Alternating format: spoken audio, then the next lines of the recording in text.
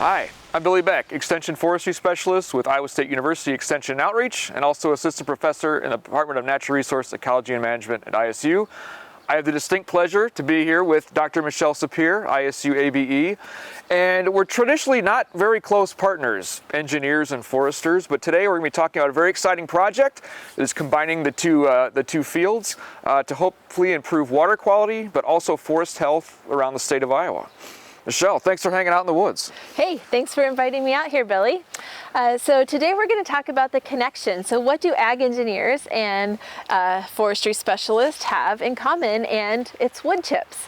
We do a lot of work with wood chip bioreactors, and we're really excited to partner with Billy and his team to learn more about what kinds of woods and how can we chip these woods more efficiently to provide the wood chip resources that we need to get more wood chip bioreactors installed across the state of Iowa to help clean drainage water before it discharges into streams.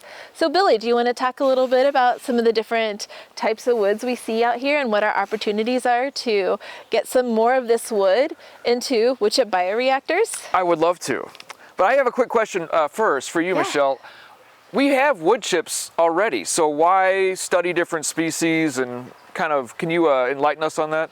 Yeah, actually, we have wood chips available through a couple of vendors, suppliers in the state. Actually, only about 2 official suppliers can provide wood chips to bioreactors. And when we look at the number of tile drainage outlets that could be treated with a bioreactor and our goals to meet for the nutrient reduction strategy, we estimate over 100,000 bioreactors could be installed to help clean up the water across the state of Iowa. So first of all, we have a very limited number of places where we can actually source those wood chips. And then there's also some challenges as far as the size of the wood chips that can be installed into the bioreactors. And so we really want to explore different options, kind of an all sources approach. How can we find more wood? Can we consider different types of wood? Could we consider smaller wood chips? Could we consider woods that have been shredded with different types of grinders, and so we have a new project to look exactly at these things and then to try and monitor over time to see how these wood chips perform. But the first part is, where can we find these more diverse wood sources that we're looking for? Yeah, we've fortunately got one right here, and this is a hackberry. It's a great tree. It's got a beautiful white wood. It's great for pollinators. It has a stone fruit in the fall that's actually edible, but wildlife love it as well. But this is a really good example of why the project is relevant and why it's occurring. So I'll start off by just defining 2 quick forestry terms for you all today. The first one is forest succession, and that plays a big role in how we manage our forests across the state of Iowa. Succession in forests, well, first off, forests change over time, and they change in species composition and structure. So by structure, I mean the physical layout of the forest. Now that change over time is driven by disturbance. So things like fire, bison grazing and elk grazing historically, all kinds of things that we do in the forest, disturbance, wind and ice, the derecho from 2020, that all influences the species composition and the structure of our woodlands. So disturbances are actually quite beneficial in woodland management, and as foresters, we mimic natural disturbance to achieve our management goals.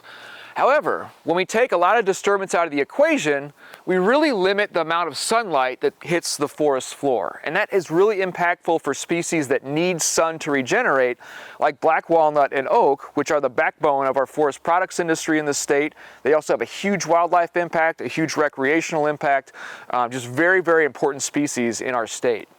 So with no disturbance or minimized disturbance, we see a lot of shade-tolerant species building up in our forest understory. Now, shade-tolerant species like this hackberry here, and species like basswood, hickory to some extent, they can photosynthesize at a higher rate in the shade. They don't love shade, but they can photosynthesize at a higher rate in the shade. So they get a leg up on regeneration from oak and walnut. So when there is a disturbance or a derecho or some kind of ice storm, these are waiting in the wings to take over, to take advantage of that new sunlight. So these are what we call late successional species, these shade-tolerant species like hackberry that build up and wait for a canopy gap to open. So the link to forest health is these are building up rapidly in our woodlands across Iowa because most of our woodlands are passively managed. They're not actively managed working with a professional forester. So we have a great deal of these species building up in our understory that need to be thinned out to promote species like oak and black walnut. These are very valuable species. We're not saying to go and remove these from our woodlands. However, their prevalence and their successional path is threatening our oak resource to some extent. Great species, they just need to be thinned out in many, many cases so we can provide that oak resource that provides so much to us as Iowans. So, when we thin these out, we're going to allow more sunlight to hit the residual trees, and if oak and walnut is your primary management objective, that's a good thing. But also, the sunlight, the soil moisture, the nutrients available in the soil are fixed on a given site. So a lot of our woodlands, because of that passive management, are what we call overstocked. They're too crowded. So if you look at a tree ring, you'll have these little tiny trees that are quite old because they're just not growing very fast.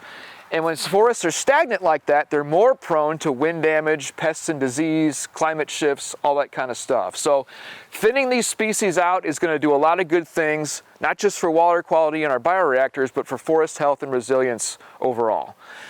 Another thing too, a big driver of this project is the market. So this is a beautiful white wood. Some of the other species we're looking at for this project, such as ash and hickory, both very light colored woods, beautiful woods, a lot of uses. They're just they don't have that market value right now that oak and walnut do. So if we can increase their market value by having them being effective use in bioreactors, that may encourage more thinning, more active forest management working with foresters, and a boost to forest health.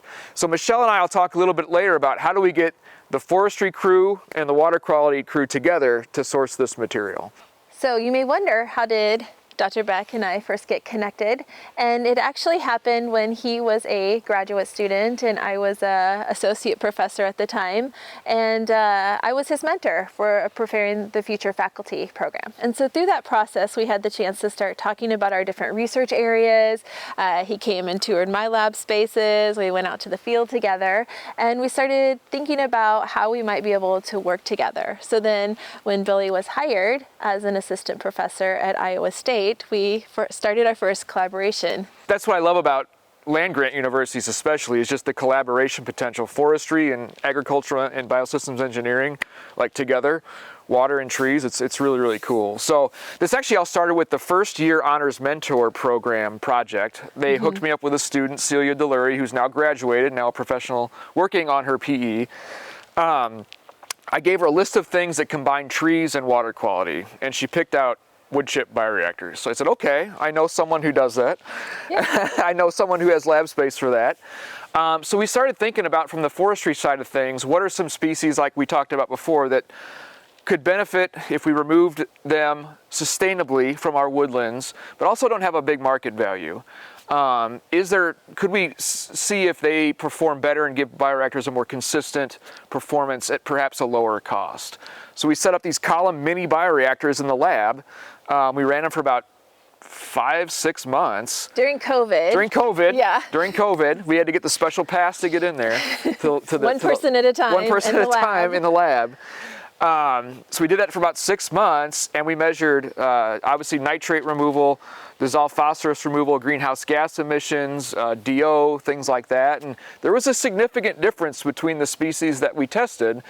So we thought, hey, let's blow this up. Let's apply for more funding and get these out into the field and do more research to get to the root of what, no pun intended, get to the root of what's driving this performance with the different wood species. So. Yeah, and so that's really given us the chance to build up some of the science in this space. Can we improve the nitrate removal potential of these wood chip bioreactors by using select carbon sources? And how does that tie into more of the engineering aspect? How much, the residence time is? How long does a drop of water need to stay into a bioreactor before complete denitrification can occur? So that's when the nitrate comes into the bioreactor.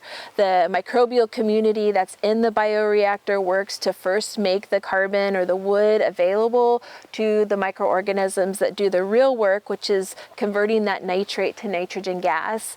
And so how long does that water need to stay in the bioreactor to make sure that we're not producing pollutant swapping or creating a greenhouse gas emissions in our attempt to remove the nitrate?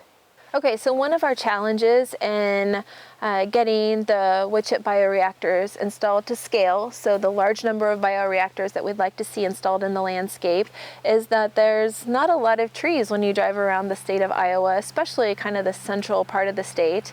And so that was another conversation piece was, Billy, is would we be able to have the wood resources in the state of Iowa to continue and to expand the installation of the wood chip bioreactors? Just another thing that we see, we want to try and get the cost of these conservation practices down, and the wood chips are a pretty significant piece of the installation, the overall installation cost of the wood chip bioreactors. But Billy, can you talk to us about the wood resources across the state of Iowa? Yeah, and honestly, I had a little bit of a panic moment when we started talking about this project. I was like, are there enough trees in the state of Iowa to fuel the X 100,000 of bioreactors out there? So I looked up forest inventory and analysis data, which is U.S. Forest Service data. They monitor the growth and change of our woodlands over time. And yes, for these specific species that we're focusing on in this project, both species and size classes, there were enough in the state of Iowa to fuel these hundreds of thousands of bioreactors. And again, we're not talking about going out and just plundering the woodlands for these species. They need to be removed sustainably under the guidance of a professional forester, but they are out there. And in addition to that, another big question we had was, how do we get the foresters and the loggers in touch with the water quality professionals to source these things? Because the timing of both groups is a little bit different. They both have different timelines. And hopefully with that streamlined network, that forest to farm network, we're going to help drop down the cost of these practices. Yeah, so I think we're really looking at how can we connect these two different groups of people who have very aligned objectives. When you think about environmental improvement, sustainability, protected ecosystems, those are goals that water quality professionals would like to see, as well as those who are involved with forestry management. So we definitely want to think about this from the Iowa perspective. When we're looking at the cost of the wood chip bioreactor, the wood chips are one of the more expensive components. And then if you add in shipping costs, trying to bring in wood from across the state or from other states, that's going to be prohibitive to moving forward with bioreactor installation. And two, big picture, if we get more forest management on the ground because of this project, that's more jobs in rural areas, that's opportunities for young consultants and forestry contractors to get more work, more jobs for the logging industry. It's just a win-win all around.